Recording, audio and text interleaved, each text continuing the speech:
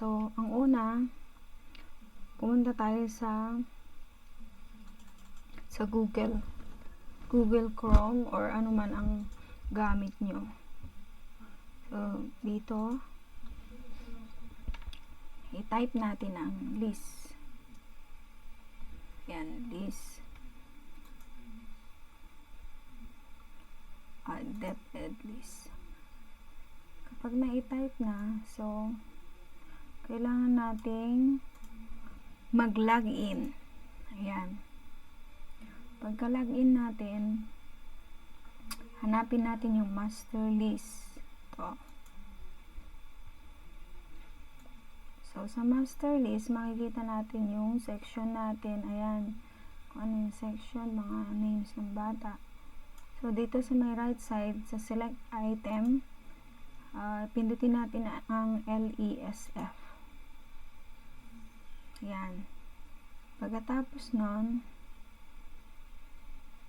so may naitag ng isa. Next, balik tayo sa master list. So, isa-isa nating i-tag ang bawat estudyante natin. Okay, ang next ay yung number 2.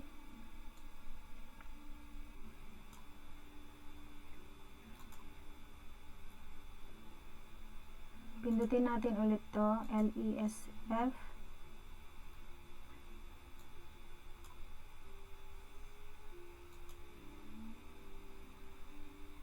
Yan, i-check natin kung anong grade ba siya. Grade 4 na siya. School ID, itatype natin.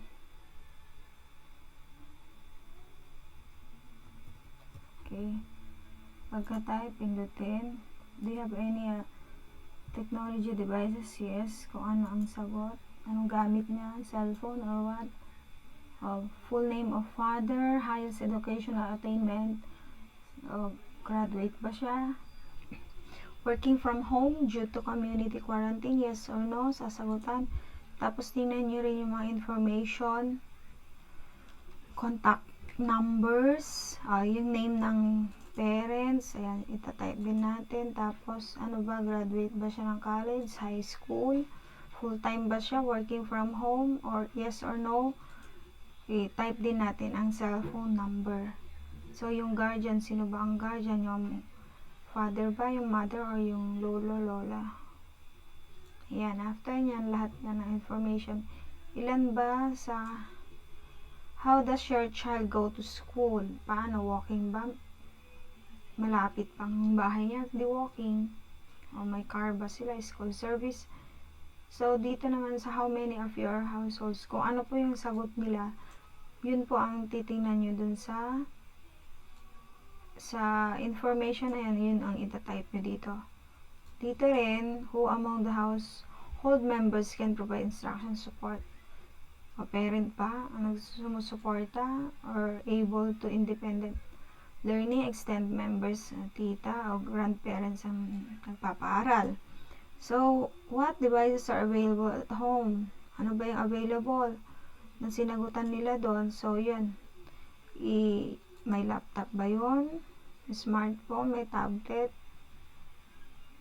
Siyempre, may ano sila doon, radio. Ayan. Saan ba sila nakakonect ng internet? May mobile ba? Mobile data or DSL wireless? Ayan, online modular learning ba?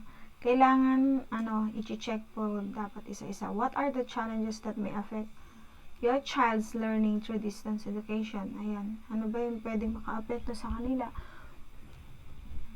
Sa panahon ngayon, so, karamihang sinasagot ng mga parents ay conflict with other activities and unstable internet. Diba minsan mabagal internet?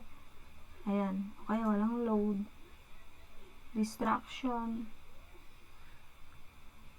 Ayan, yung mga karamihan. So, wag din kalimutan pong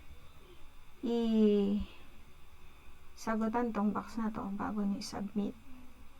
So, yan lang po, ganun lang po kadali. Okay. So, pagka-submit, ayan, lalabas ulit. Nakasulat na dito yung naitag mo. Ayan o, learners LESF has been updated. Okay, sunod-sunod po yun hanggang sa matapos lahat. Okay? So, yun lang po ang kung paano mag-tag sa LESF.